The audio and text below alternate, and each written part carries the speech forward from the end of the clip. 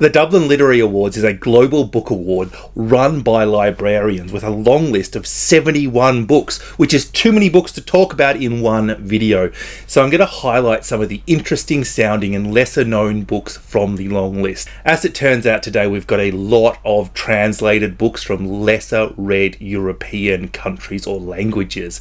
But first, I just want to mention some of the big name books that have made it to this year's long list, just so you get a little bit of an idea of what this long list is all about. I don't think it comes too much bigger than James by Percival Everett, but other big names on the long list include Colm Tobin's Long Island, Martyr by Kay of Akbar, North Woods by Daniel Mason, Prophet Song by Paul Lynch, River East, River West by Aubrey Lescure, Blackouts by Justin Torres, Stoneyard Devotional by Charlotte Wood, Study for Obedience by Sarah Bernstein, The Heaven and Earth Grocery Store by James McBride, The Road to the Country by Shigozi Obiyama, The Women by Kirsten Hanna, Headshot by Rita Bullwinkle, Beyond the Door of No Return by David Diop, Fire Exit by Morgan Talty, Eden Glassy by Melissa Lukashenko, Whalefall by Elizabeth O'Connell, and Wild Houses by Colin Barnett. And if you are anything like me, that list of books contained a few books that you loved and a few books that you didn't. And I love that you get a really good range with this award because it is picked by librarians from all over the world from so many different countries. Other prizes, you can look at the long list and you can say it's a good long list or it's a bad long list. But Dublin is always going to give you a mixture and it's always going to give you diversity. Diversity in book type, book genre, language and location. By its very nature, it's going to give you a little bit of everything. And it always turns up books that I've never heard of that sound really interesting. And that is what the rest of this video is dedicated to. Books that caught my eye while I looked through the 71 books longlisted. Eliete, A Normal Life by Dulce Maria Cardoso, translated from Portuguese by Angel Guerreira Quintana. Eliete is a normal woman in her early 40s, born just after the Carnation Revolution. There is hardly anything extraordinary about her life, and yet she enthralls us with her desire to live and to understand people and things. Her daughters are mostly on the internet and abroad, and her husband is easier to meet on Facebook than at home. Who cares if Eliete, who feels strongly that her youth is gone, allows herself to experiment on Tinder? She would prefer to reignite her relationship with her husband, but he doesn't seem interested. Eliete stays cool and doesn't despair. Then suddenly she finds someone and something different, an inkling of love. Is Durat a real-life version of one of the heroes in her teenage magazine of her childhood? And what on earth does it mean when her dementia-suffering grandmother says that Portugal's former dictator is part of their family story? With precise language and acute psychological insight, Cardoso creates a multifaceted character of great strength. Ironic, but by no means distant, Eliete reflects on an apparently ordinary life against the background of 3 generations of stories of the 20th and 21st century in Portugal. And Portuguese readers seem to have loved this one, and it sounds like one of those very quiet novels with so much bubbling under the surface, either in the mind of the protagonist or behind closed doors. It is one of those books that would need to be very well crafted to work. But again, I say Portuguese readers loved it, and I'm happy to bet on their collective opinions. In Elvis's Room by Sebastian Pregjul, translated from Slovenian by Rawley Grau, tells the turbulent story of Slovenian independence from the perspective of Jan, an only child growing up in Ljubljana. Jan's life in 1980s Yugoslavia is idyllic, filled with family outings, Star Wars and good friends. But as Jan gets older and the ties that have held together Yugoslavia begin to tatter, the contours of life change. He and his friends Elvis and Peter are bullied walking to and from school because Elvis is Muslim and Peter a bookworm. The friends stand by one another, strengthening not only their friendship but those of their family, particularly Elvis's. Jan spends most happy hours with Elvis's family, but then he is called up for military service and good times are replaced with whispers about religion and purges. In Elvis's room confronts history, both its beauty and its horror, without hiding anything, and in doing so tells a highly nuanced, emotionally charged story about living with memories from a country that no longer exists, and what it requires of individuals to carry out that immense weight. Friendship in the face of one of the most horrible wars in living memory, that is my kind of book. The pressure on a soldier to kill people that remind him of his friend, or maybe even his friend, that is really dark and very much my kind of book too. Kakum by Michel Jean, translated from French by Susan Oriou. Based on the life of Michel Jean's great-grandmother, that delivers an emphatic portrait of drastic change in the Innu community. Kakum recounts the story of Alama Simone, an orphan raised by her auntie and uncle who falls in love with a young Innu man despite their cultural differences, and goes on to share her life with the Ainu community. They accept her as one of their own. Amanda learns their language, how to live a nomadic experience, and begins to break down the barriers imposed on Indigenous women. Upfolding over the course of a century, the novel details the end of traditional ways of life for the Innus, as Amanda and her family face the loss of their land and confinement, and the enduring violence of residential schools. Kakumu intimately expresses the importance of Innu ancestral values and the need for freedom nomadic people feel to this day. And I think if you don't instantly want to add that book to your TBR, even just a little bit, then I'm willing to bet that I review quite a lot of books on this channel that you're not remotely interested in. Out of Earth by Sheila Sanioto,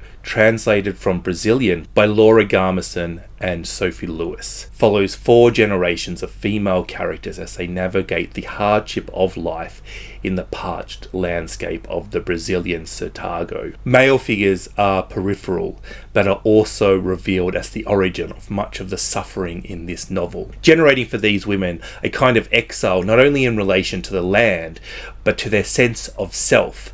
This is a groundbreaking feminist work, a bracing modern fable of sorts, formerly reminiscent of Emma McBride's A Girl is a Half-Formed Thing. Seaborne by Nuala O'Connor. 1783, Kinsale, County Cork. Anne Coleman is the illegitimate child of a local lawyer and his maid. Disguised as Anthony to protect reputations, the mask suits Anne just fine, but fixated on boats and the sea, she struggles to fit in, and her devoted mother fears for her fiercely independent and impulsive daughter. When their secrets are exposed, the family emigrates to the new colony of Carolina, but this fresh start will bring devastating loss and stifling responsibilities. Lonely and transgressive, Anne finds comfort only with Bedilla, servant and intimate friend, but her craving for the sea-wandering life and a misjudged marriage to young Gabriel Bonney will compel Anne to take to the sea again, this time around the Isles of the Caribbean, famous for plunder and piracy. Adventure, passion and freedom await, but so do violence and disappointment, as she tries to stay true to herself, her hopes and her few precious friendships. Annie Bonney must also face her own privileges and the sacrifice required for enduring love. Seabound is the thrilling and sensuous portrait of a young woman out of step with her time and place, but never her heart. This sounds very similar to Salt Blood, but it screams a kind of book that will just satisfy the inner book hedonist in me. Sons, Daughters by Ivana Brodrozic, translated from Croat by Elaine Elias Burzak, tells the story of being locked socially, domestically and intimately, told through 3 different perspectives, all deeply marked and wounded by the patriarchy in their own way. Here the Croatian poet and writer depicts a retching love between a transgendered man and a woman, as well as a demanding love between a mother and a daughter, in a narrative about breaking through and liberation of the mind, family, and society.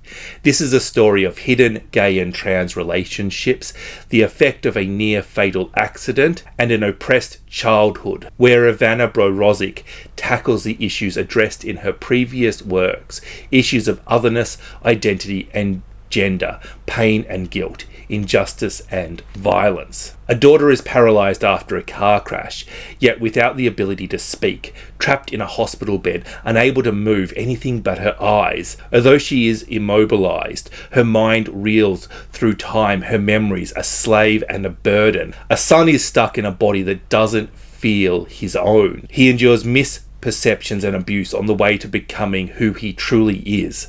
A mother who grew up being told she was never good enough in a world with no place for the desire and choices of women. She carries with her the burdens of generations. These three stories run parallel and intertwine.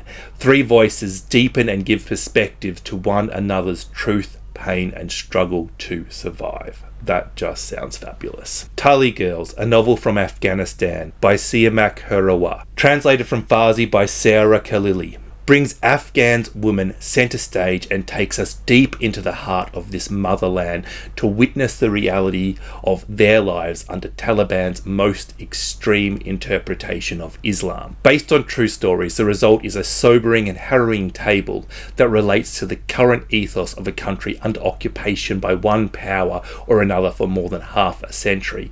Told in a direct conversational prose, this choir of voices offers us a vivid picture of the endless cycle of the suffering of girls and women in the grip of the Taliban authorities, of the imbalance of power and opportunity. The central figures illuminate the powers of love, friendship, and generosity in the face of poverty and oppression.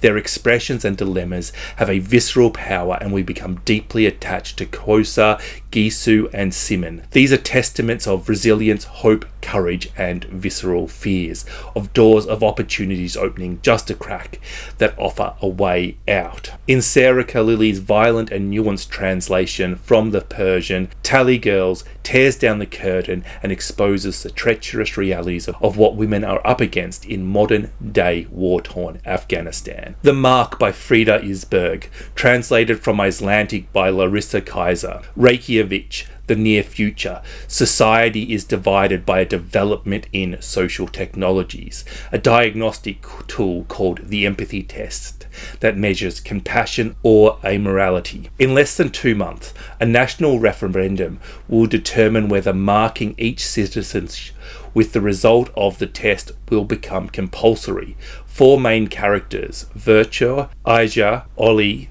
and Tristan, face dilemmas of agency and autonomy while navigating their everyday desires and duties. As the dawn of irreversible change in healthcare ethics, socio-economic stability, and the cultural fabric draws near, the mark of judgment lays bare the balance of their personal and political loyalties and conflicts.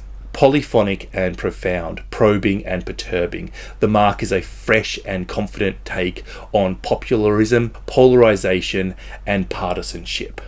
Powerful, compulsive, readable, and radically contemporary. It asks us whether we want to live in a world defined by faith in each other or fear of the future. That just sounds like a really good dystopian novel. The Most Secret Memory of Men by Mohamed Mouber-Sarr, translated from French by Lara Vergnaud. A masterful coming of age and a gripping inspiration in the life of a mysterious author who disappears without a trace. By the first writer from sub-Saharan Africa to be awarded France's prestigious Prix Goncourt. Paris, 2018. Digan Latafay, a young Senegalese writer, discovers a legendary book published in 1938 titled The Maze of Inhumanity.